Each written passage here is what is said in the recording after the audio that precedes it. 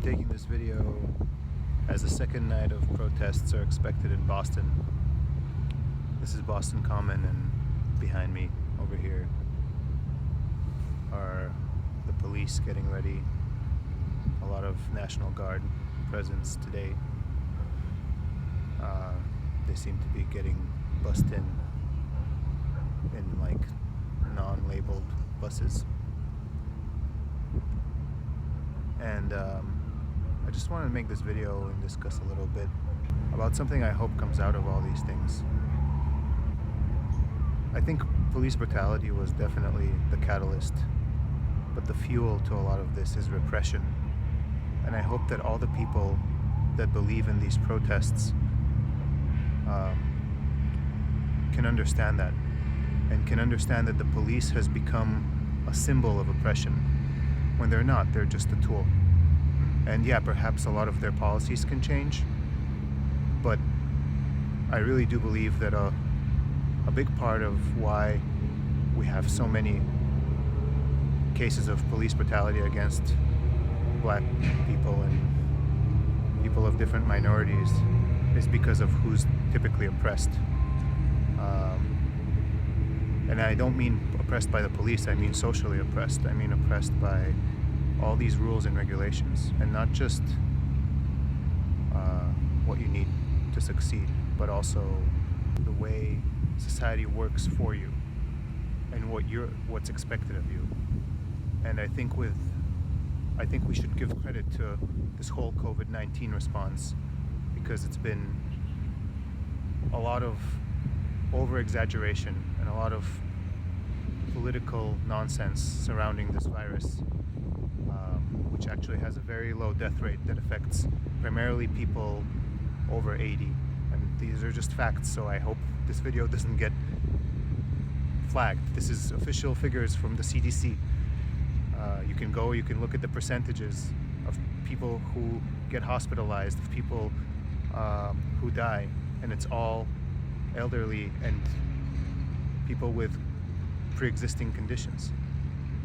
And I think the media definitely should be held accountable for what they did in blowing this so much out of proportion that they're disintegrating the fabric of society. People are afraid to get close to one another.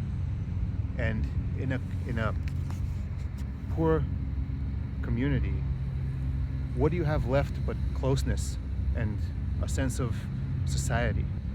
If you take that away, then you ask people to give up the last thing that they have, that requires no money. Having friends requires no money. And when you start shaming people and telling people to just stay home locked up, for what? For what? To save how many people? To save 1 million people? What if you kill 10 million people in the process of saving 1 million people over the next 10 years because of economic instability and because of joblessness, right? So I hope that every single person that's been watching what's going on, every single person that participates in these processes, in these protests, can understand who the real culprit is and what the real enemy is. And that's oppression by the state and oppression by the elite. And the elite isn't just the top 1%, it's the top 30%. Because if you look at the brilliant work of Noam Chomsky, Manufacturing Consent, which is so true today, it's unbelievable. If you're the top 1% and you want to control the world, you can't do it alone. You need people to help you enforce your bullshit.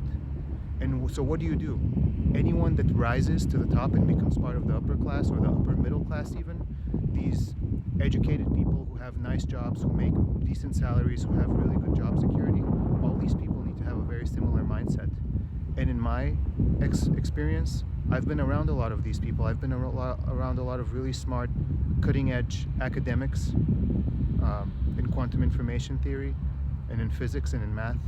I've been around a lot of elite tech workers, and I think all of them are good people, no doubt, but I think that they're conditioned to believe certain media outlets as gospel, and I think they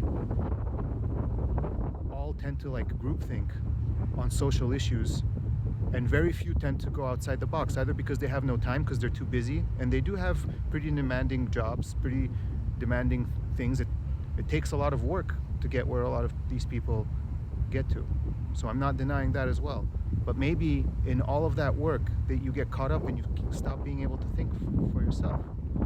And so it's important to recognize that it's the top 30% of society that are complicit in, and I'm certainly part of that. And that's why I'm making these videos, because I think I owe something back, that's complicit in constantly asking for more and more and more of regular people, constantly trying to undermine what it means to be human, and to hijack some of these issues and transform them into left and right and pit people against each other. That's the worst thing. Don't go against each other.